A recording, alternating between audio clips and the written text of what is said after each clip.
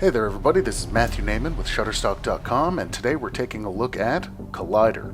Collider is a collection of over 150 visual effects elements captured optically in 4K. Elements from Collider are compatible with just about any nonlinear editing system out there, but today we're going to take a look at Collider in Adobe After Effects, Adobe Premiere Pro, and Final Cut Pro. So let's get started. Here we are in Adobe After Effects, and today we're going to be working with this stock footage shot of a brooding man walking down an alleyway in, I don't know, looks like somewhere in Europe. Somewhere nicer than where I am right now. When I'm looking at this shot, I see that we have a moving shot. Looks like it's going to need some motion tracking.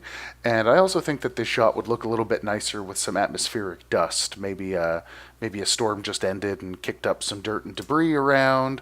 Maybe just the lights are casting a little bit of some backlight on some dust in the air or some pollen because it's springtime. Might look nice, so let's go with that. So the first thing we're probably going to want to do is establish a motion track. So we're trying to look for a small high contrast area that After Effects Tracker will enjoy grabbing onto. Why don't we maybe go for this small blue light here? Looks like he only occludes it for a second, and we can probably jump the track around to get around that. Maybe the lights on this side would work, but they might be a bit big and diffuse for us, so why don't we try that one there?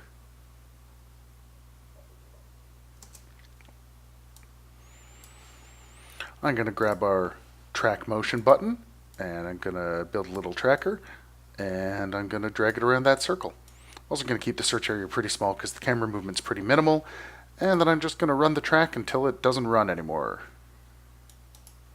There you go. I'm going to manually stop it there because he's about to occlude it.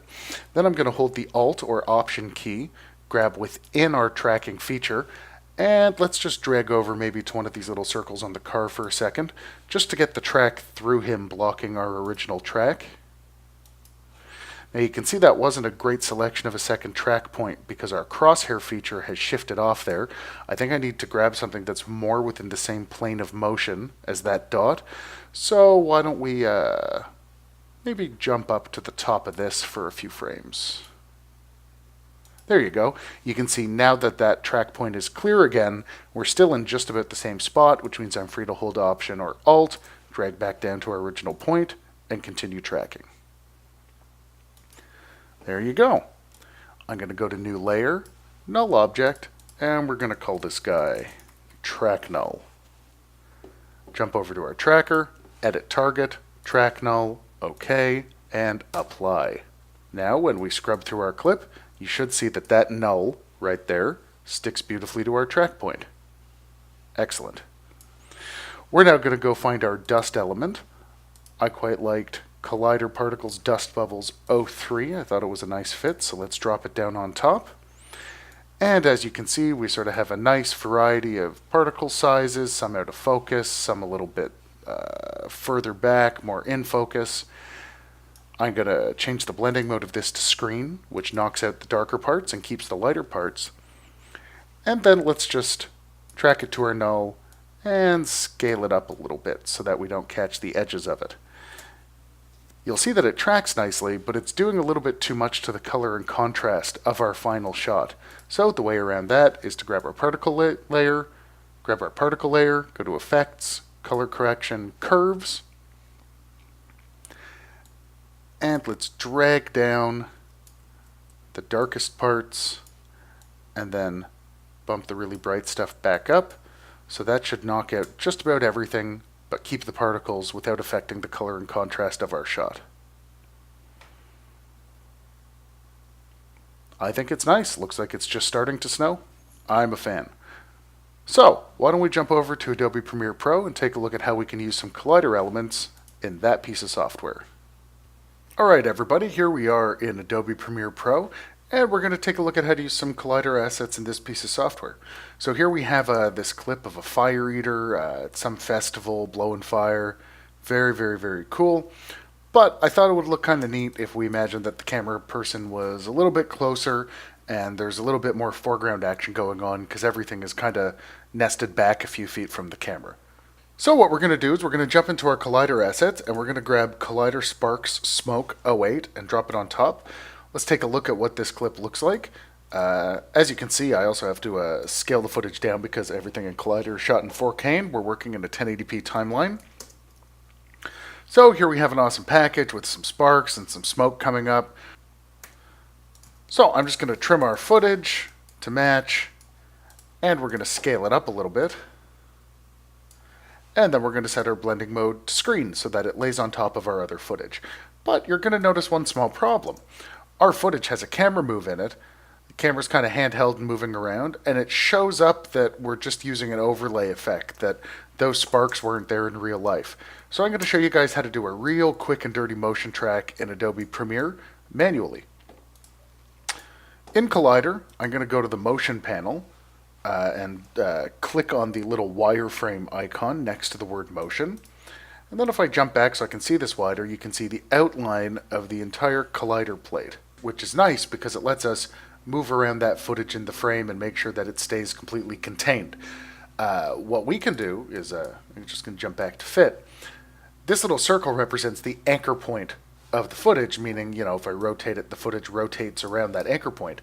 I'm going to use this anchor point as a way to cheat a motion track in Adobe Premiere.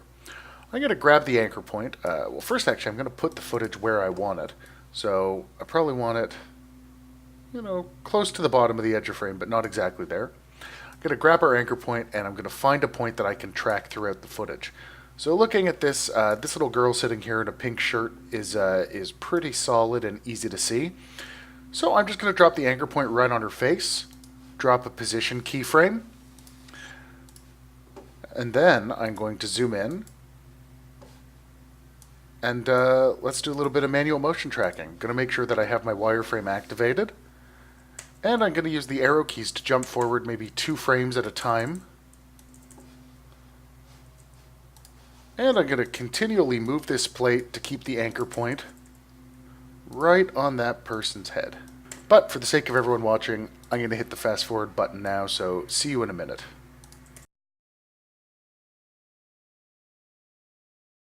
Alright, well that wasn't so bad, the things I do for you people. So now when I hit play, you can see that our shot is motion tracked to our original footage. I think it improves the shot a lot, and really didn't take too much time. Why don't we jump over to Final Cut Pro? I'll see you guys there. Alright everybody, here we are in Final Cut Pro, and we're going to take a look at how to use a couple of Collider plates to amp up this concert footage. So as you can see, it looks like everybody's having a good time. It's a party, people are jumping up and down and clapping. Woo, it's a party. We're going to want to add just a little bit of foreground stuff to make this footage look a little bit less antiseptic. To me, it looks a little bit staged, sort of for the purposes of stock footage. So why don't we try and amp it up a little bit with some stuff from the Collider pack? I think the stuff from Collider that might look really nice here is some of the confetti. So I'm actually going to grab Collider Confetti 29 and drop it on top.